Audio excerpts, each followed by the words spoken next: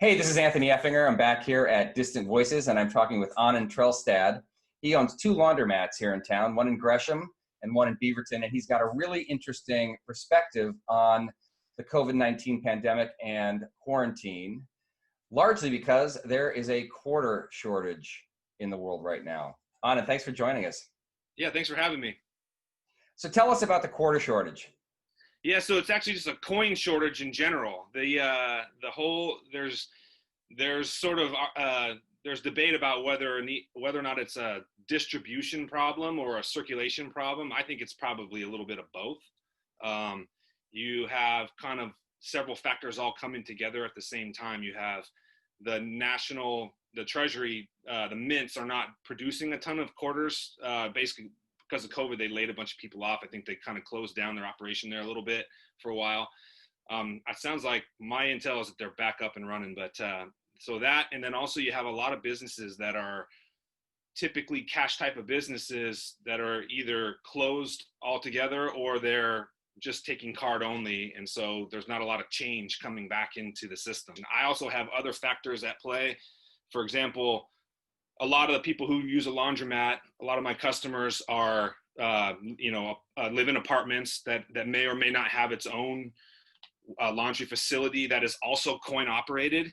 And if they're home now, if they're laid off or feeling financial woes because of the pandemic, they're coming to me just for the quarters. Instead of coming to do laundry in the facility, they'll come just throw $40 in the change machine and walk out of the store with $40 in quarters.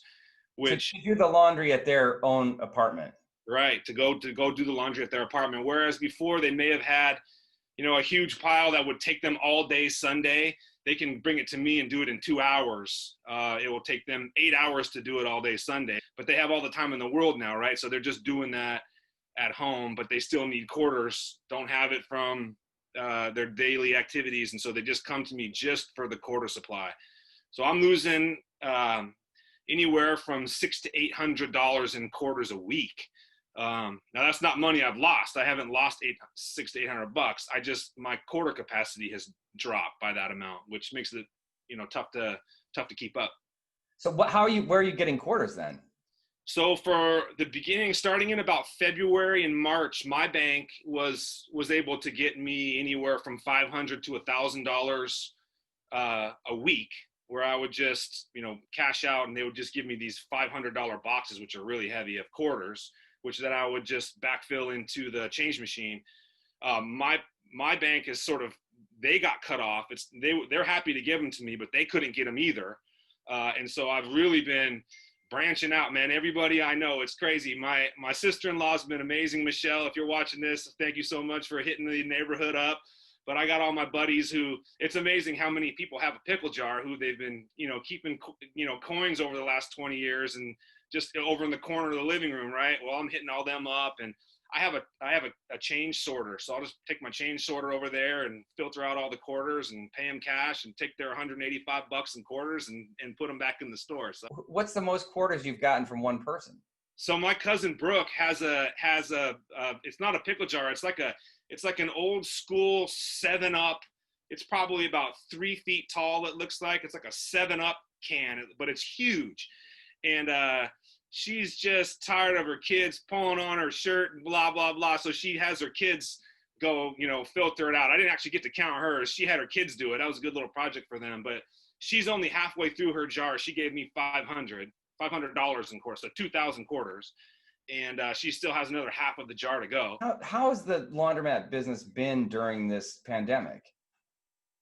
You know what? We've been roughly 75 to 80% of normal. The nice thing about a laundromat is it's semi sort of recession proof. You know what I mean? Not is everybody, people are always going to have to do laundry. People are always going to have to clean their clothes. We've had a bit of a slowdown. It's kind of hard to tell because right now in the summertime when the weather is nice, we always slow down. Just shorts are half as much capacity in half as much volume in a machine as pants, right? Less blankets, less big bulky things. And so we always slow down a little bit now, but I think it's worse this summer than it's ever been. And so I'm guessing like we're at 75 or 80% of capacity. I hear the laundromats are really nice, and you have solar panels on one of them? Yeah, on the Beaverton store, when we did that store in 2010, we did solar assist. So it's not photovoltaic. It's basically just your garden hose in the summertime, right? We're preheating the water that comes into the system with the solar panels on the roof. It's got a glycol system, secondary system that runs right next to the actual water system and circulates hot water, 120-degree water back into the storage tank so that the boilers don't have to heat the gas. Our water comes in, or your water comes in at, roughly 50 to 55 degrees ground temperature, and then your hot water heater has to heat it up. Well, if you can preheat that water, then you don't have to use the condensing gas boilers to heat the water. It's just preheated, and so it saves on my gas bill, which is the biggest bill in the store. Well, that's that's very Portland sustainable too. That sounds like you're doing the right thing. Right now, it's really important to have clean clothes, right? What's the regulate? What do people think is where does coronavirus go to die in the laundry process? You know what? I think that the washer probably gets it, but if it doesn't, the dryer definitely will. Nothing is surviving. Nothing alive is surviving in 140, 150 degrees, right? That's just going to kill any living thing. And the virus is a living thing. So it goes in there, and if it's in there for 5-10 minutes, it just cooks it. Good night now. Yeah, I'm not surprised that our president hasn't suggested people get into dryers yet. Yeah, don't bring that up with him. Don't bring that up. He might actually do that. If everybody would just, because a couple of my dryers, Anthony, you could probably fit in it. You know what I mean? He might suggest that. He might ask Fauci and Birx if, hey, have we tried that? Have we tried the dryer idea? Can we just put people in dryers? Well, good, look into that, will you, people? Hey, Aanen, thanks a lot. This has been really interesting. You have a really interesting view on what's going on out there. Hey, thanks for having me. Be well. And good luck getting quarters. Hey, man, I'll need it. Thank you.